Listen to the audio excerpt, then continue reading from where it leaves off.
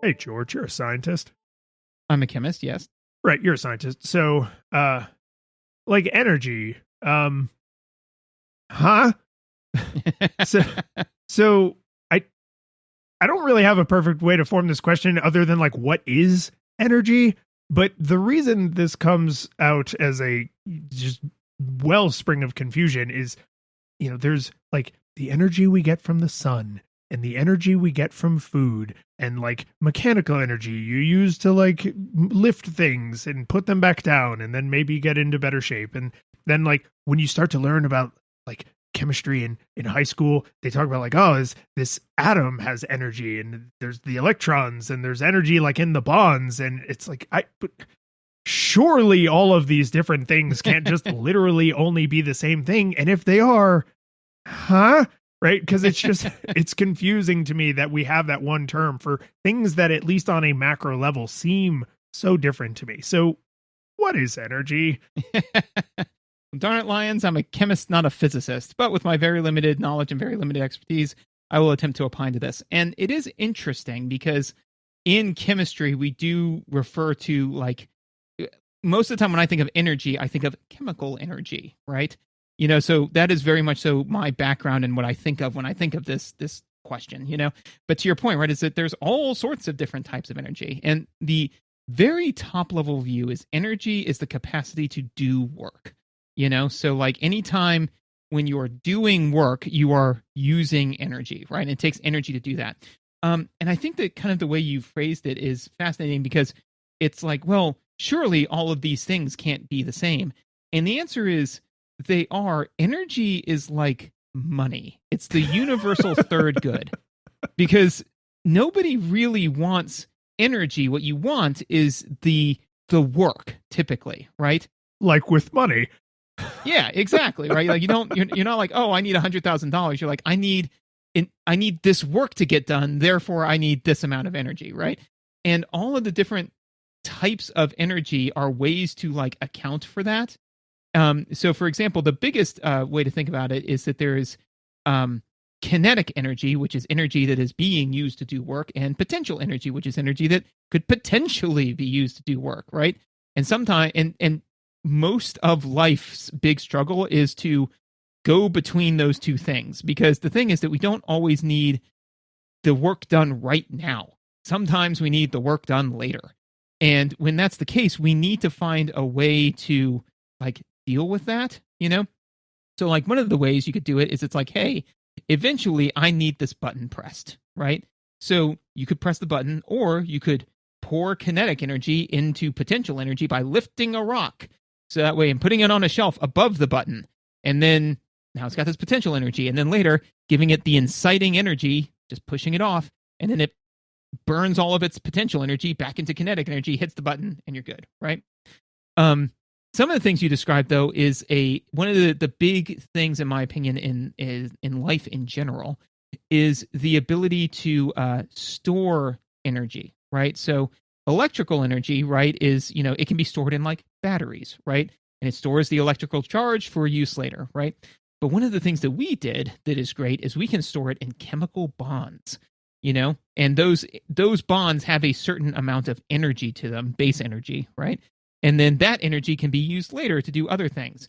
But it does require a key to open that lock, which is why you can't plug your fan into a Snickers bar and have it run. So this is a good place for me to start to get some clarity.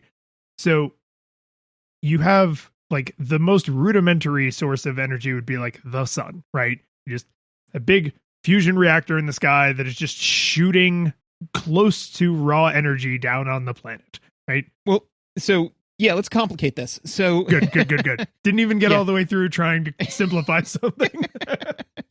So the sun, for example, right, is that it's firing energy at us. Begs the question, where is that energy coming from? Oh no, we were going to just hand wave all that away, but yes, we can do that now. But that's the thing, is that the energy's got to come from somewhere. So the sun is what it's doing is it's smashing atoms together, right? And in the process of doing that, it is releasing a tremendous amount of energy. What it's doing is it's using a cheat code because it has so much mass, right? all of the gravitational force is taking all of the gravitational force as in energy and using that to smash atoms together. And by smashing atoms together, that is releasing some of that energy into kinetic energy, which then passes through the solar system and then gets to us, right? So if you follow, and I know you're going somewhere else with it, but if you follow the energy train back far enough, you can always account for where the energy came from.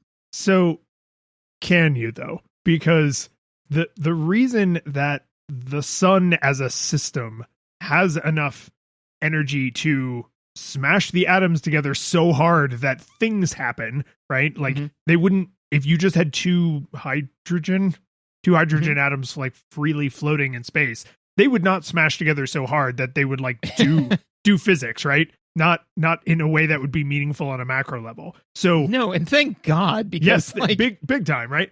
But yeah, because there's a whole bunch of hydrogen around you right now. So I mean, yeah. So then that's why ships in science fiction movies have ram scoops. But then why, like, where from the gravity energy, right? Like that is the gravity is the energy doing the work on the system that makes the atoms smash together, that makes other stuff happen. Where from gravity then? Gravity is a fundamental force, right? So it's one of the things that because the thing has mass, it by extension has gravity. And then if you really trace that rabbit hole all the way back, you end up going to like the Big Bang, where it's like, okay, there's a point that's infinitely dense, and we don't really know how that worked. So it's kind of like saying, you know, and again, this is kind of what make black holes so weird, is because it's like, okay, no matter how much stuff happens, we can eventually account for it. Except with black holes, which kind of break everything. And we don't really understand how that works, but it's a known unknown, right? Right. The same thing with the Big Bang, where it's just kind of like, yeah, like one, there are these fundamental forces in the universe like gravity. And at one point, there was all of this mass and energy in one point, and then it spread out really fast. It's the same thing with like dark matter and dark energy, where it's like, these are placeholders because we don't really know how this works, but equation-wise, it helps us balance the books, you know? And it's way less scientific to say, like, question mark? Right? Like, yeah, no, like, unknown. Yeah, how do you balance this equation? Well, right here, there's a shrug emoji, and then the rest of the math works out fine. Like, well, what's that shrug emoji? And it's like, I just told you. Now I'm just picturing Albert Einstein, in one of his classes, and they're like, so, you know, where does gravity come from? Look, I'm just saying that there are known knowns and there are known unknowns, but there are also unknown unknowns, things we don't know that we don't know. Yeah, I can imagine a biopic about Albert Einstein where Sam Jackson plays Albert Einstein. I would easily. That's where we should, for $1,000, we will pitch that to Samuel L. Jackson. Yes, yeah, I would go to the midnight showing of that movie. Heck yeah. Okay, so so we will hand wave gravity because gravity exists, and we have to take that on the face of it. So the atoms get smashed together. And they get smashed together so hard that they fuse into bigger, more complex atoms, right? So you go from hydrogen to helium. Mm-hmm. Okay. Yep. So, and then that gives off energy, right? Yes. So where in the hydrogen was that energy? So, and that's the thing, is that like the hydrogen has a higher base energetic state than helium does. So helium is a more natural existence of the atom, right? So when you push them all together, right, like they repel, and then they kind of like snap together, and then that is what forces it into a lower energy state, right? It is just happier there. There's like, for example, it's kind of like if you have a stick, right? It's happy being at 180 degrees, right? But if you slowly bend that stick, it's going to resist you, right? Up until the point where you snap it, and then it's happier now in its new form, right? It's kind of like that. You have to, in order to get something into, especially chemically or nuclearly, into a lower energy state, you have to spend some energy in order to do that. But most of the time, these things are like in a higher base energy state compared to like absolute zero. Its total energy like budget is higher, and helium's is lower. And then the act of fusing those together releases that energy into space. Okay. So now that energy has been released into space. And recently we talked about sunscreen. So some of that energy, let's just pretend it, goes through the vacuum completely uninhibited and it makes it through the atmosphere. And we're not going to do the math on like how it has changed as it went through the atmosphere, right? Because some of it was refracted and dispersed, but whatever. Like we're going to hand wave that away. I'm in space for the purposes of this question. So, oh God. No, I'm fine. We also had that conversation. So some of that energy then hits my skin, right? So it does some work in the sense that it like does stuff to my skin, right? Like it makes chemistry happen. But then also some of that energy is transferred into heat, right?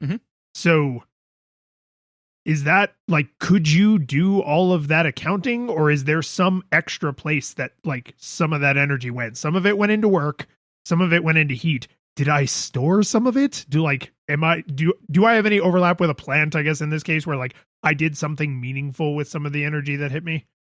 No, you are the wrong type of receptor for that. Yeah. It is the bad kind of puppy.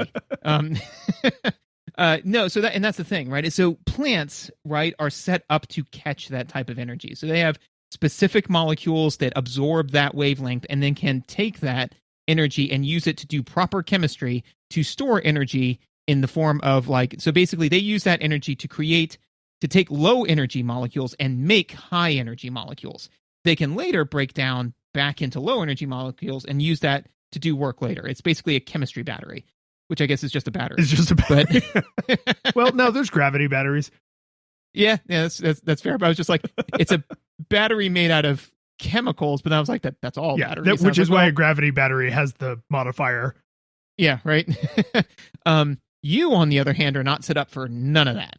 So basically, when the ionizing radiation hits you, it does let you do chemistry. It's just not chemistry that you want to do, which is why it's called. But you could do the accounting on the energy, right? It was all either it did chemistry I didn't like and gave me skin cancer, or it was radiated away as heat. But there's no other like that in that case, right? Hitting this particular surface of my skin, like you could, if you had magical accounting devices, account for all of that energy. Yes, absolutely. And so, and then the idea is that like that energy was either used to do work, as you said, like ripping things apart, or it was stored. It could be stored somehow by like it hit it, to your point, right? As it did chemistry. But yes, in theory, all of that is accountable, and that's basically what energy is kind of the reason why the term is so broad, is because it is used a lot of times to be like, oh well, I took this energy and used it to transform this other thing. One of my favorite examples of it is that if you like have somebody who's swinging on a swing, right? What will eventually happen? Like if they're completely motionless. Oh, they would eventually come to a stop at the bottom of the arc. Right. But the thing is that like that means that the system, right, is losing energy. So why is it losing energy? It's like, well, you're because you're pushing against air and you're imparting some kinetic energy in very small parts to these air molecules, which then fly away from you. So they now have additional kinetic energy. Like you're slowly being bled that kinetic energy, right? But there is a way to keep swinging forever or swinging for hours, right? And how would you do that? You pump your legs. Right? But the thing is that like you are losing energy, like you're sending it off into all of the molecules that surround you. So the energy's got to come from somewhere. And the answer is you're taking chemical energy, pushing it into kinetic energy, which is then being transferred into the swing into like potential and then kinetic and then potential and then kinetic as you're swinging back and forth, So that I think is like a kind of an interesting example when you see something, you're like, well, crap, where's the energy coming from in that, Or also too, like all of the work that we do here, like we do tons of work on Earth, right? It's like, well, where's all of the energy coming from? It's like the sun. Ultimately, if you do the 7 degrees of Kevin Bacon, you get back to the sun, right? Is even like it's like, oh well, but no, we don't exclusively use the sun. We use fossil fuels, and it's like, right, which used to be very complex molecules and in living things, and then they were compressed over time and blah blah blah. So the only way that those were able to exist is because they eventually were animals that ate other animals that ate plants that got energy from the sun, which is also in part why plants are the only like true workers, you know, like they're the contributors. Plants contribute by getting energy from the sun. They take the energy that the sun is just radiating out in all directions and capture it into the system that is the Earth. And the rest of us are just robbing each other blind for energy until we die. Well, so I don't want to go back too hard to gravity, but then the gravity has a role in that, right? Because you had, let's just pretend that Christianity is real and instantaneously there is life on Earth, right? So just sure. there was nothing, and then suddenly there is the dinosaurs, right? Which existed with Paleolithic man. And those things die, and then they are compressed into, for simplicity's sake, let's just say oil, right? Like as we imagine it. The compression wasn't from the sun, right? That was from gravity. So it was the fact that there was stuff here that had gravity that allowed that to be compressed. But really, it's like what you have in dense energy is still, it can't only be the energy from the sun. If you have a rocky planet floating out in space where it is not getting light from any star, like that, the chemical bonds that make up that rock still has energy. Yeah, so they still have that base energy, but the thing is, it's like you need to get at that energy, and rocks tend to be in by my estimation, and not a geologist, they are very stable, which means they're incredibly low energy, right? So you would spend a tremendous amount of energy to like break those bonds, and then you would get like a small amount of energy back, you know? Right. So, and that's the thing, is that E equals MC squared, right? So we're all atoms are energy, right? So I mean, like there is tons and tons and tons of energy that's like bound up just in the matter itself, and then that's also bound in like insanely low energy bonds, you know, that are basically at its base state. So like for example, nitrogen air, right, is very, very stable, right, which is great. But you know, if you push hard enough, you can break it apart, right, and put it into a higher energy state, for then use later for it to go into a lower energy state. And then there are some chemical reactions that are easier to do than others. But again, it mostly, like I said, like it's kind of used to transfer between like one form to another, you know? So what is happening then with storage, I guess? This might turn into a whole thing about batteries that we have to do as a separate conversation, but like if you have, like you put energy into an atom, right? And it was at a low energy state. Now it is at a high energy state. Where in that system is that energy at that moment? Like if you are measuring it when it is at the high energy state, it's not like more electrons floating around it. Like where is the energy part? So in that instance, right, is that if you're pouring energy into an atom, it is stored in the electron in the orbital that it's in. So it's in a higher energy orbital, right? So you have the orbital that just kind of likes hanging out in because it's super chill, right? If you pour energy into it, it's like, oh man, I just got a promotion, and it gets promoted up to like sometimes several higher energy levels, right? But then like any true Nepo promotion, right, where it didn't get there on its own merit, right, it eventually comes crashing back down to its normal energy level and releases all of that energy. Where it gets a little fancy is with molecules, right? So the idea is that you can then store energy in like higher energy bonds, and those can hang around, right? So like, for example, carbon dioxide is very low energy, right?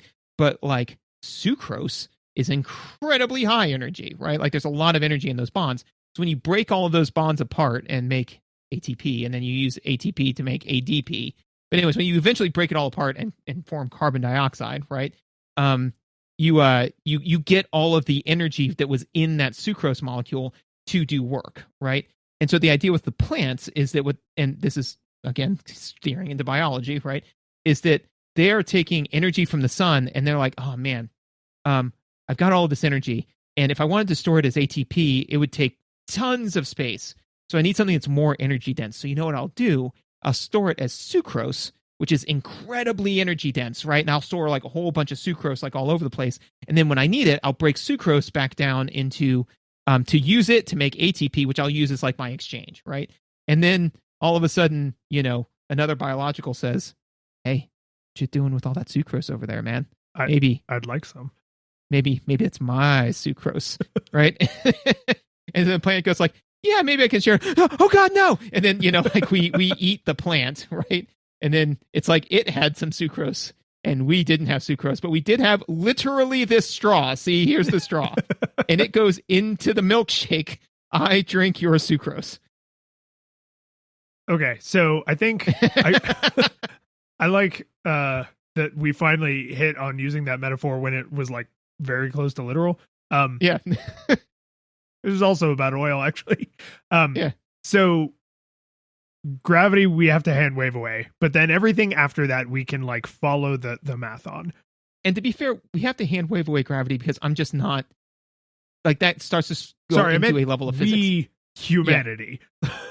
Yeah. No. I'm saying that I believe we humanity can explain it. We, George and Lyons, can't because George doesn't know enough about gravity to like really speak to how to deal with all of that. Like I feel like it tacitly, I feel that like that is explainable, but like I just can't. It's so far into just pure physics that it's so far outside of my wheelhouse that I can't explain it. No, that's reasonable.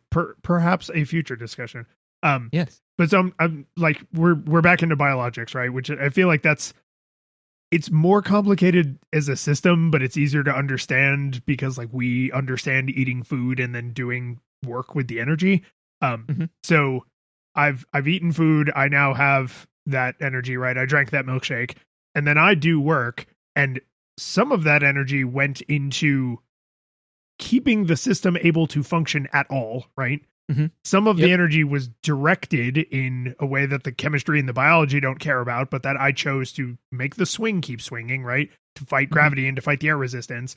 And then some of it's lost as heat from the process of conversion.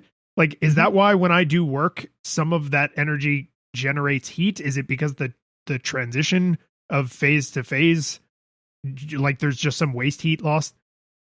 Yes, so I believe that in the reaction, right, is that it's like, oh, okay, well, in this reaction, it goes from A to B, and like that is used to do work, but because of the reaction itself, some of it is lost to heat, right? And that's why the harder you work, the hotter you get, right? And why we create very advanced systems to like sink the heat, But yeah, like that's one of and again, that's the accounting thing, right? And why it's all called energy is because it's like, okay, if you just accounted for like, all right, ATP has energy X and ADP has energy X minus Y, right? So the difference is Y. And then you're like, okay, well, I did Z amount of work. Z is going to be less than Y. So it's like, well, what happened? It's like, oh, well, you also lost energy to heat, which is still energy, it can still be used for something. And I still remember at one point when I was talking to my dad and he was like, something. Oh, well, a lot of the energy in a machine in a car is lost to heat, the heat of combustion, as opposed to the mechanical energy produced. And I was like, God, it's such a waste. What if we could harness all of that heat energy? And it's like, yeah, well, I mean, if you can figure out a way to do that, then, like you win the Nobel Prize, right? But the problem is that the heat energy is not enough to like really do any significant chemistry with, Right. We can't do meaningful work with it on the scale we need, but it is annoying on a scale we can detect, which is, the hood of the car is hot, right? It'd be nice if the hood of the car wasn't hot, but the heat that made the roof of the hood of the car hot isn't enough to have propelled the car further through space. Right. And also too, I think that this is why I find all of this fascinating is because your body chemistry in general is just looking for its lowest energy state. Like that's all it wants, right? And all of our processes are built around the fact that it's like, okay, like do A, B, and C, and that will get these chemicals to their lower energy state, and it makes us run.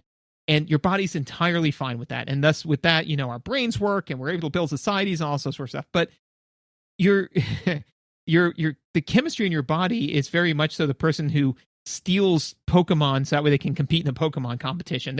Your body's entirely fine with taking shortcuts, which I find, again, really aligns with my cosmic nihilism, philosophy, where it's like nothing about the chemistry in your body cares where it gets its energy from or how it gets its energy or what type of energy it is. It's going to do whatever it wants to do, whatever it can do. So when all of a sudden it's just like, oh, well, like cell phones cause cancer. It's like, they certainly don't, because it's non-ionizing radiation. If it was ionizing radiation, though, like, absolutely, your body would go hog friggin' wild. It would love taking all that energy and breaking bonds left and right. Your stem cells spent so much time and energy making all of these bonds, which made the cells which knit together your skin.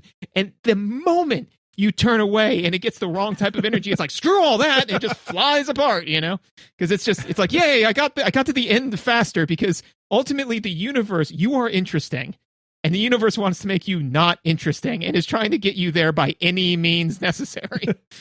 Well, time is the one tool that will ultimately work.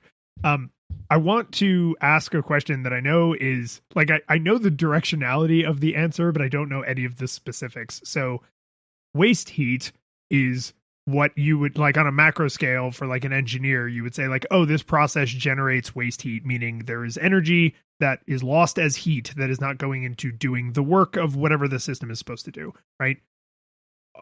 Surely, there are no perfect transfers of energy where 100% of the energy then goes into the work 100%, because that feels like that would be magic. And two, surely there are other kinds of waste in like phase change, state change, right? Besides just waste heat. So like one, no perfect transfers, right? And two, like what are the other ways like energy can be lost into the system and not do the work? So interestingly, there are ways to perfectly transfer energy, right? 100%. Yes, those like are magic. Called yeah, like magic. Those are called conserved reactions, right? But so we actually do a lot of problems with that in like physics, and again, this is basic physics, but the idea is it's like, hey, so if you have a car that hits another car, right? And then they say, and the momentum is conserved, right? Which means the energy is conserved. How far, if the first car is moving this fast and the second car hits it at this angle and is moving this fast, where will the cars end up, right? And so it's saying like, okay, you're assuming 100% energy transfer to that thing, right? Which would happen, in a vacuum, right? Like, so on Earth that tends not to happen because there's so many other factors, right? And also something that's worth discussing is that like waste heat, like the universe doesn't care, like the universe doesn't like judge what type of heat it is. We do, right? So we're right. like, but that's what I'm saying. That's is like waste heat. There isn't a way for me to make a machine that somehow generates no friction and has no waste heat. All biologics like give off some waste heat. Yeah, we're sloppy as hell. Yeah, I mean, like there would be potentially, again, like in vacuums, at temperatures approaching near zero, like those types of conditions, you could get closer and closer to like a perfect transfer of energy. But yeah, typically there's going to be something lost to friction. There's going to be something lost somewhere like that. And so friction is one way you can absolutely, lose energy that you're not meaning to lose. I'm sure that there's plenty of others, but like it's all kind of, would like defined by what you're trying to do. Yeah, I guess context is what matters here, but like, does radiation count?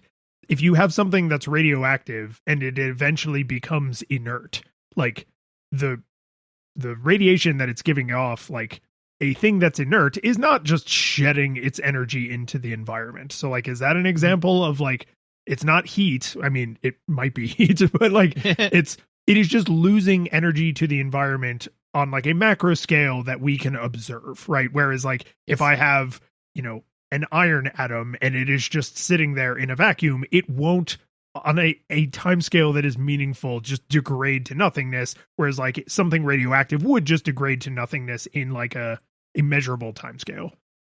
Yeah. So, so it's the big caveat there is in a measurable time scale, because I believe protons and neutrons do decay over time, so like eventually I think in like a Google years, like all protons will just be degraded into their, like whatever quarks and stuff. And again, that gets into a level of physics I'm not familiar with, but like everything is shedding a small amount of energy all the time. It's just whether or not we can perceive it. And so the radioactive chemical, and the reason why the radioactive thing sheds more energy is because it is trying desperately to get into a lower energy state, right? Because it is unstable the way that it is, right? So it's in a higher energy state. So it's like, hey, if I can shuck off all of this energy in the form of alpha particles or beta particles or gamma rays, right, then I'll be good, right? And so, yes, all of that is waste unless you're using it, in which case then it stops being waste, right? So there could be processes to where you're like, oh, hey, I want to throw a whole bunch of, I'm going to take,